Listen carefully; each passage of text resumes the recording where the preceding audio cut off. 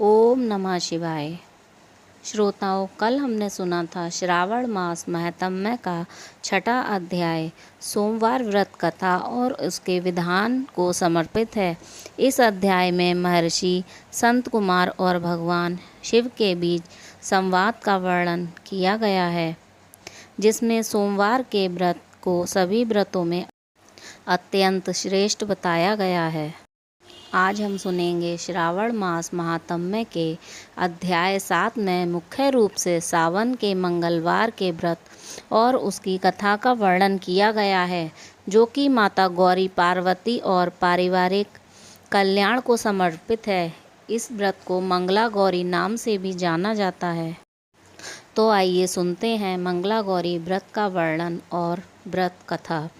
ईश्वर बोले, हे संत कुमार, अब मैं अति उत्तम भौम व्रत का वर्णन करूंगा, जिसके अनुष्ठान करने मात्र से वैधव्य नहीं होता है। विवाह होने के पश्चात 5 वर्षों तक यह व्रत करना चाहिए। इसका नाम मंगला गौरी व्रत है। यह पापों का नाश करने वाला है। विवाह के पश्चात प्रथम श्रावण शुक्ल पक्ष में पहले मंगलवार को यह व्रत आरंभ करना चाहिए। केले के खंभों से सुशोभित एक पुष्प मंडल बनाना चाहिए और उसे अनेक प्रकार के फलों तथा रेशमी वस्त्रों से सजाना चाहिए। उस मंडप में अपने सामर्थ्य के अनुसार देवी की स्वर्णमयी अथवा अन्य धातु की बनी प्रतिमा स्थापित करनी चाहिए। उस प्रतिमा को 16 उपचारों से, 16 दूर्वा दलों से, 16 चावलों से तथा 16 चने की दालों से मंगला गौरी नामक देवी की पूजा करनी चाहिए और 16 बत्तियों से 16 दीपक जलाने चाहिए। दही तथा भात का नैवेद्य भक्तिपूर्वक अर्पित करना चाहिए। देवी के पास ही पत्थर का सिल स्थापित करना चाहिए। 5 वर्ष तक इस प्रकार से करने के पश्चात उद्यापन करना चाहिए। माता को वायन प्रदान करना चाहिए, जिसकी विधि आप सुनिए। अपने सामर्थ्य अनुसार एक पल प्रमाण स्वर्ण की अथवा उसके आधे प्रमाण की अथवा उसके भी आधे प्रमाण की मंगला गौरी की प्रतिमा निर्मित करानी चाहिए। अपनी शक्ति के अनुसार स्वर्ण आदि के बने तंडुल पूरित पात्र पर वस्त्र तथा रमणीय कंचू की ओढ़नी रखकर उन दोनों के ऊपर देवी की प्रतिमा स्थापित करनी चाहिए। पास में चांदी से निर्मित सिल रखकर माता को वायना प्रदान करना चाहिए।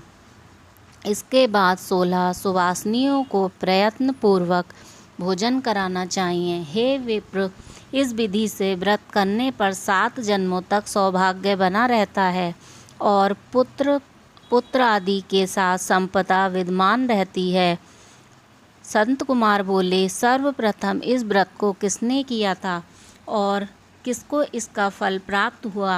हे शंभु, जिस तरह से मुझे इसके प्रति निष्ठा हो जाए, कृपया करके वैसे ही बताइए।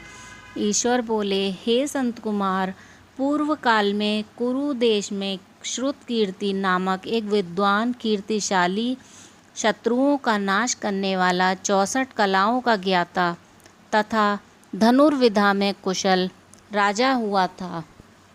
पुत्र के अतिरिक्त अन्य सभी शुभ चीज़ें उस राजा के पास थीं। अतः वह राजा संतान के विषय में अत्यंत चिंतित हुआ और जब ध्यानपूर्वक देवी की आराधना करने लगा, तब उसकी कठोर तपस्या से देवी प्रसन्न हो गई और उससे यह वचन बोली, हे सुव्रत, वर मांगो। श्रुतकीर्ति बोला, हे देवी, यदि आप मुझ पर प्रसन्न हैं तो मुझे सुंदर पुत्र दीजिए। हे देवी, आपकी कृपा से अन्य किसी भी वस्तु का अभाव नहीं है। उसका यह वचन सुनकर पवित्र मुस्कान वाली देवी ने कहा, हे राजन, तुमने अत्यंत दुर्लभ वर मांगा है, फिर भी कृपया वश मैं तुम्हें अवश्य दूंगी। किंतु हे राजेंद्र, सुनिए, यदि परम गुणी पुत्र चाहते हो तो वह केवल 16 वर्ष तक जीवित रहेगा, और यदि रूप तथा विद्या से विहीन पुत्र चाहते हो तो दीर्घजीवी होगा। देवी का यह वचन सुनकर राजा चिंतित हो उठा और पुनः अपनी पत्नी से परामर्श करके उसने गुणवान तथा सभी शुभ लक्षणों से संपन्न 16 वर्ष की आयु वाला पुत्र मांगा। तब देवी ने भक्ति संपन्न राजा से कहा, हे नृपनंदन, मेरे मंदिर के द्वार पर आम का वृक्ष है, उसका एक फल लाकर मेरी आज्ञा से अपनी भार्या को उसे भक्षण करने हेतु प्रदान करो, जिससे वह शीघ्र ही गर्भ धारण करेगी, इसमें संदेह नहीं है। प्रसन्न होकर राजा ने वैसा ही किया और उसकी पत्नी ने गर्भ धारण कर लिया। 10वें महीने में उसने देवतुल्य सुंदर पुत्र को जन्म दिया। तब हर्ष तथा शोक से युक्त राजा ने बालक का जात कर्म आदि संस्कार किया और शिव का स्मरण करते हुए उसका नाम चिरायु रखा। इसके बाद पुत्र के 16 वर्ष के होने पर पत्नी सहित राजा चिंता में पड़ गए और वे विचार करने लगे कि यह पुत्र बड़े कष्ट से प्राप्त हुआ है और मैं इसकी दुखद मृत्यु अपने ही सामने कैसे देख सकूंगा।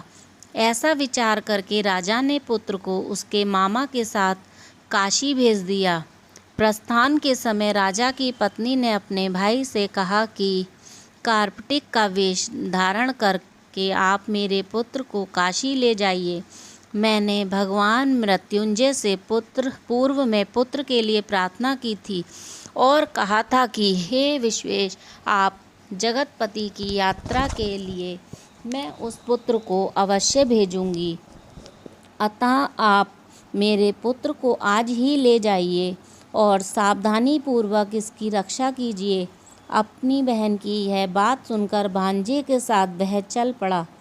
कई दिनों तक चलते चलते वह आनंद नामक नगर में पहुंचा। वहां सभी प्रकार की समृद्धियों से संपन्न वीरसेन नाम वाला राजा रहता था। उस राजा की एक सर्वलक्षण संपन्न युवावस्था प्राप्त मनोहर तथा रूप लावण्यमयी मंगला गौरी नामक कन्या थी। सभी उपमानों को तुच्छ करके सौंदर्य अभिवृद्धि को प्राप्त वह कन्या किसी समय सखियों के साथ नगर के उपवन में क्रीड़ा करने के लिए गई थी।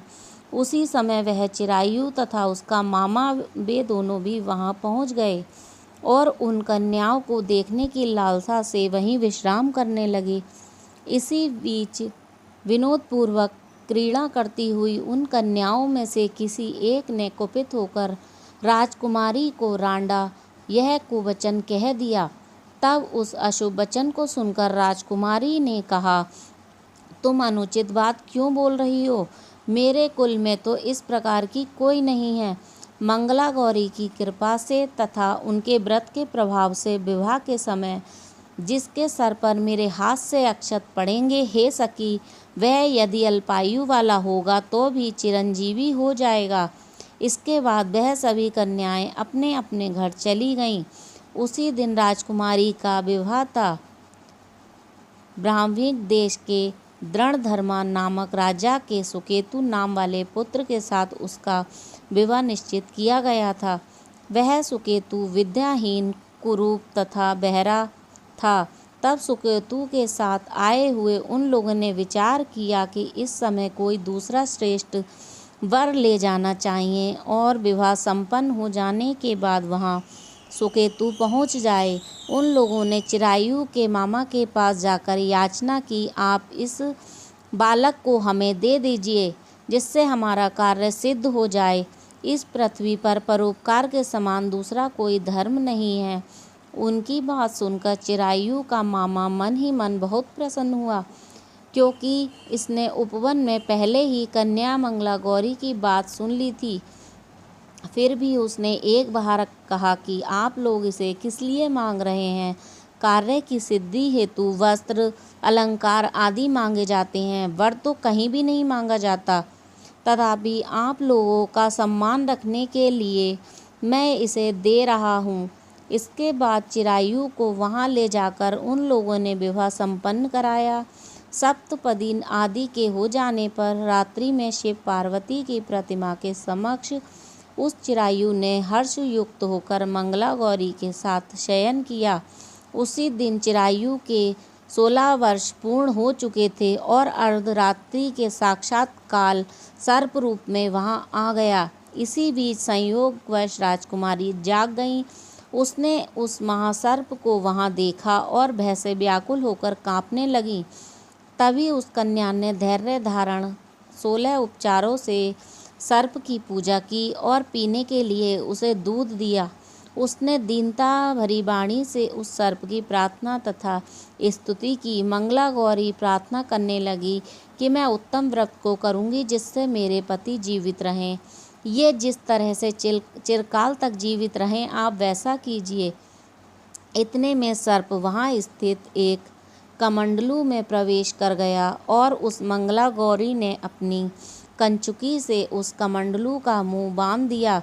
इसी बीच उसका पति अंगड़ाई लेकर जाग गया और पत्नी से बोला, हे प्रिय, मुझे भूख लगी है। तब वह अपनी माता के पास जाकर खीर लड्डू आदि ले आई और उसके द्वारा दिए भोज्य पदार्थ को उसने प्रसन्न मन होकर खाया। भोजन के पश्चात हाथ धोते समय उसके हाथ से अंगूठी गिर पड़ी। तांबुल खाकर वह पुनः सो गया। इसके बाद मंगला गौरी कमंडलू की फेंकने के लिए जाने लगी। विधि की जैसे की गति है, उस कमंडलू में से बाहर की ओर जगमग करती हुई हार कांति को देखकर वह आश्चर्यचकित हो गई। घट में स्थित उस हार को उसने अपने कंठ में धारण कर लिया। इसके बाद कुछ रात शेष ही चिरायु का मामा आकर उसे ले गया। इसके बाद वर पक्ष के लोग सुकेतु को वहां ले आए। उसे देख मंगला गौरी ने कहा कि यह मेरा पति नहीं है। तब उन सभी ने उससे कहा, हे शुभे, तुम यह क्या बोल रही हो? यहाँ तुम्हारा कोई परिचायक हो तो उसे हम लोगों को बताओ। मंगला गौरी बोली, जिसने रात्रि में रत्नों से बनी अंगूठी दी है उसकी अंगुली में इसे डालकर परिचायक निशानी देख लें। मेरे पति ने रात्रि में मुझे जो हार दिया था उसके रत्नों का समुदाय कैसा है, इस बात को यह बताएं। यह तो कोई अन्याय ही है। इसके अतिरिक्त रात्रि में आम सींचते समय उनका पैर कुमकुम से लिप्त हो गया था। वह मेरी जांघ पर अब भी विद्यमान है। उसे आप लोग शीघ्र देख लें। साथ ही रात में परस्पर भाषण तथा भोजन आदि जो कुछ किया गया था उसे भी यह बता दें। तब यह निश्चय ही मेरा पति है। इस प्रकार उसका वचन सुनकर सभी ठीक है कहने लगे। किंतु जब एक भी बात ना मिली तब सभी ने सुकेतु को उसका पति होने से निषिद्ध कर दिया और वर पक्ष वाले जिस तरह से आए थे उसी तरह से चले गए। उसके बाद अपने वंश को बढ़ाने वाले महान यश से संपन्न तथा परम मनस्वी मंगला गौरी के पिता ने अन्नपान आदि का सत्र चलाया। उन्होंने वर पक्ष का वृतांत कानों कान सुन लिया कि स्वरूप से कुरूप होने के कारण लोगों के द्वारा किसी अन्य को वर के रूप में आदर पूर्वक लाया गया था। तब उन्होंने अपनी कन्या को पर्दे के भीतर बिठा दिया। उसके बाद 1 वर्ष बीतने पर यात्रा करके चिरायु अपने मामा के साथ यह देखने आया कि विवाह के बाद वहाँ क्या हुआ। तब उसे गवाक्ष के भीतर से देखकर वह मंगला गौरी अत्यंत प्रसन्न हुई और माता पिता से बोली कि मेरे पति आ गए हैं। राजा ने अपने सुहसज्जनों को बुलाकर पूर्व में कहे गए सभी परिचायकों को निशानी को देखकर मंद मुस्कान वाली अपनी कन्या चिरायु को सौंप दी। राजा ने शिष्ट जनों को साथ लेकर विवाह का उत्सव कराया। इसके बाद राजा वीरसेन ने वस्त्र आभूषण आदि सेना घोड़े रथ और अन्य भी बहुत सी सामग्रियां देकर उन्हें विदा किया। उसके बाद कुल को आनंदित करने वाला वह चिरायु पत्नी तथा मामा को साथ लेकर सेना के साथ अपने नगर पहुंचा। लोगों को मुख से उसे आया हुआ सुनकर उसके माता पिता को विश्वास नहीं हुआ।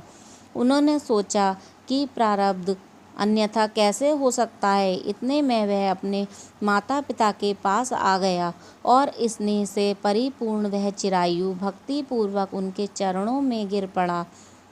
तब अपने पुत्र का मस्तक सूंघकर उन दोनों ने परम आनंद प्राप्त किया। पुत्र वधू मंगला गौरी ने भी सास ससुर को प्रणाम किया। तब सास उसे अपनी गोद में बिठाकर सारा वृतांत शीघ्रतापूर्वक पूछने लगी। हे महामुने, तब पुत्र वधू ने भी मंगला गौरी के उत्तम व्रत, महात्म्य तथा जो कुछ घटित हुआ था वह सब वृतांत बताया। हे संत कुमार, मैंने आपसे इस मंगला गौरी व्रत का वर्णन कर दिया। जो कोई भी इसका श्रवण करता है अथवा जो इसे कहता है उसके सभी मनोरथ पूर्ण हो जाते हैं, इसमें संदेह नहीं है। सूत जी बोले, हे ऋषियों, इस प्रकार शिवजी ने संत कुमार को यह मंगला गौरी व्रत बताया और उन्होंने सभी कार्यों को पूर्ण करने वाले इस व्रत को सुनकर महान आनंद प्राप्त किया। इसी के साथ मंगला गौरी व्रत कथन नामक 7वां अध्याय पूर्ण हुआ। अगर आपको वीडियो पसंद आए तो वीडियो को लाइक करें, चैनल को सब्सक्राइब करें और कमेंट में लिखें ओम नमः शिवाय।